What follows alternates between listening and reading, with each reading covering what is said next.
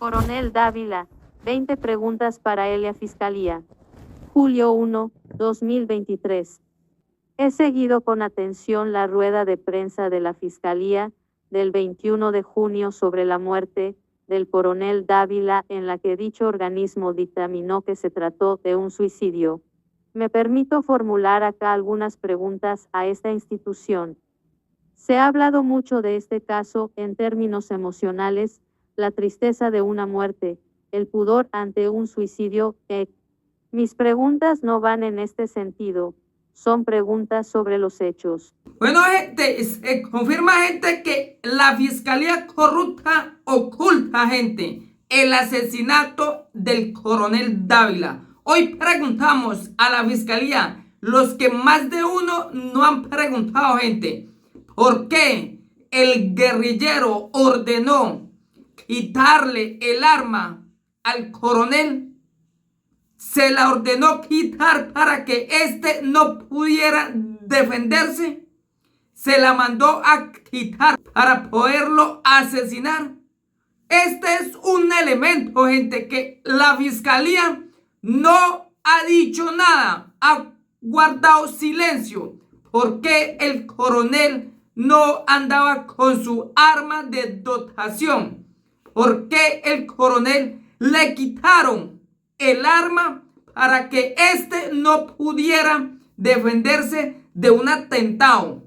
¿Por qué el guerrillero siempre dijo que era un suicidio?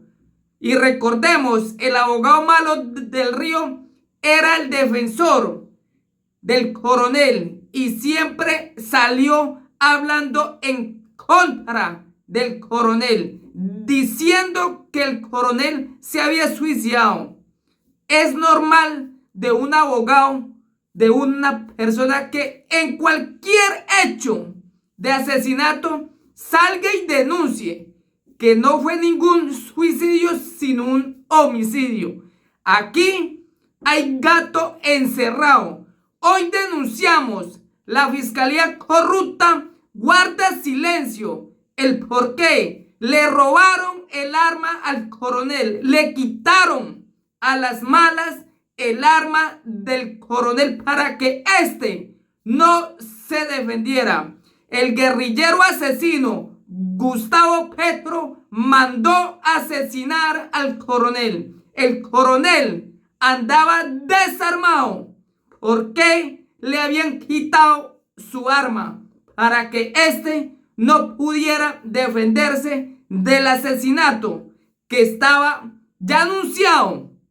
Recordarán ustedes que el guerrillero había anunciado que estaba sucediendo, que estaban llevando a las personas al borde del suicidio, pero que no iban a encontrar nada en contra del guerrillero.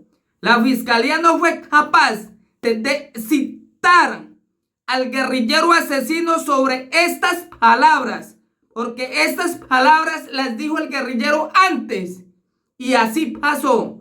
Asesinaron al coronel, que sabía que el guerrillero estaba secuestrando, torturando a 2 empleadas.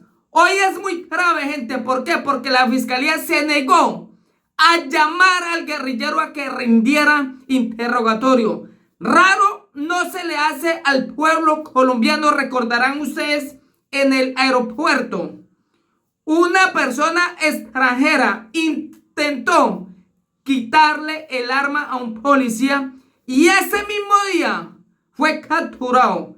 Al otro día fue puesto ante un juez. En este caso hubo un asesinato, un homicidio, y dejaron libre al sospechoso, que era el escolta.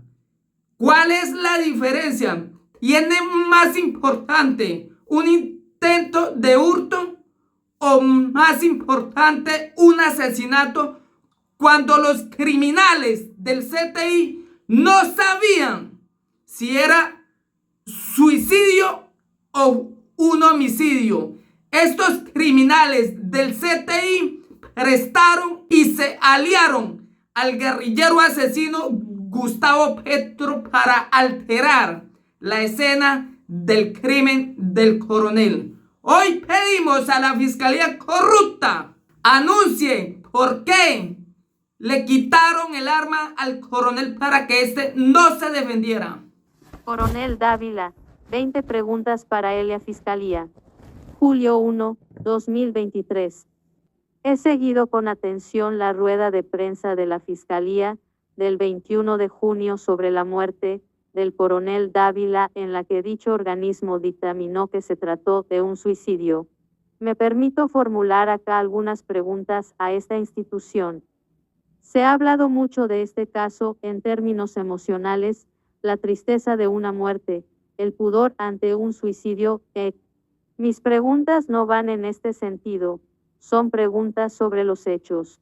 Las planteo como ciudadana colombiana, como columnista, y subrayo que es legítimo hacerlo solo en regímenes autoritarios, está prohibido hacer preguntas. Mis primeras preguntas son para el médico forense, el doctor Paredes, se refiere a los tamaños de los orificios de entrada y de salida. Afirma él que el arma de fuego impactó a contacto, es decir, que el arma estaba pegada al cráneo. Informa que el orificio de entrada de la bala fue por el lado derecho y que fue 2 veces mayor que el orificio de salida por el lado izquierdo del cráneo.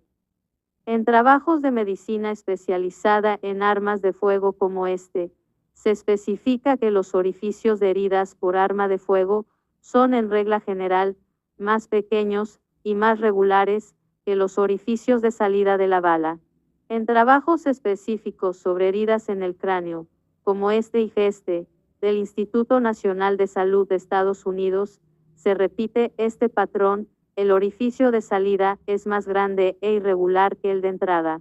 La pregunta, entonces, es por qué medicina legal piensa que el disparo entró por el lado derecho del cráneo. La segunda pregunta para el doctor Paredes tiene que ver con la dirección de la bala. Afirma él que la bala tuvo una trayectoria descendente. Afirma que ingresó por la derecha y salió por la izquierda, arriba de la oreja. Si uno se dispara en la sien, la trayectoria ha de ser ascendente u horizontal. Para que sea descendente es necesario levantar muchísimo el codo. Piensa el doctor Paredes que es característica de una persona que se suicida levantar el codo para dispararse. Es, además, una posición inconfortable para el coronel, sentado en el puesto delantero derecho. Las siguientes preguntas tienen que ver, justamente, con el recorrido de la bala. El físico de la Fiscalía, es decir, al experto que presentó las características de la trayectoria de la bala, muestra que la bala fue a dar al techo. Es decir, que el coronel se suicida levantando el codo. La bala tiene una trayectoria descendente y, sin embargo, va a dar al techo de la camioneta. Quisiera saber qué leyes de la física permiten tal trayectoria. Otra pregunta se refiere al itinerario de la bala. ¿Qué vueltas dio la bala? De lo que se dijo en la conferencia de prensa, se deduce que la bala golpea el techo, entra, rebota, hace abolladuras. Es decir, que la bala tuvo suficiente fuerza para atravesar un cráneo, cambiar su trayectoria descendente por una ascendente, golpear en el techo y rebotar. La pregunta es: ¿una bala dirigida directamente al techo, qué itinerario lógico habría tenido? Hace falta, además, conocer una serie de elementos. ¿El techo interior del carro tenía blindaje o no? ¿Dónde se encontró la bala finalmente? ¿Había rastros de una segunda bala en el carro? Otras preguntas están dirigidas a la fiscal Mancera. Siguiendo las reglas básicas de la investigación judicial, recuerda ella que la escolta es necesariamente sospechoso min 37, por ser el único testigo. Sin embargo, su trabajo no es congruente con esta regla básica, pues todo lo que afirma posteriormente se basa precisamente en ese testimonio. De hecho, el relato de la fiscal Mancera toma al pie de la letra las declaraciones del sospechoso testigo. Afirma, por ejemplo, que la muerte del coronel Dávila se dio a las 18:18:09. Una primera pregunta es, ¿cómo puede estar tan segura de la hora de la muerte del coronel? ¿Cuántos testigos escucharon el disparo?